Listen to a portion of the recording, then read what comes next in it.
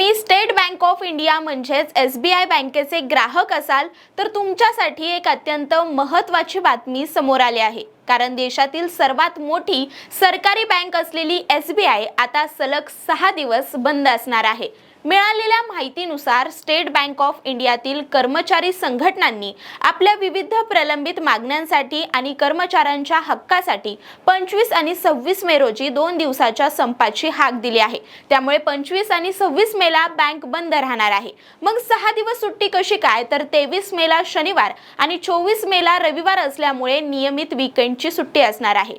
25 आणि 26 मेला संप असणार आहे, तर 27 आणि 28 मे रोजी बकरी ईदच्या निमित्ताने अनेक राज्यांमध्ये बँकेंना सुट्टी असणार आहे। त्यामुळे या सर्व सुट्ट्या आणि संप एकत्र आल्याने सलग 6 दिवस SBI बँक बंद राहणार आहे।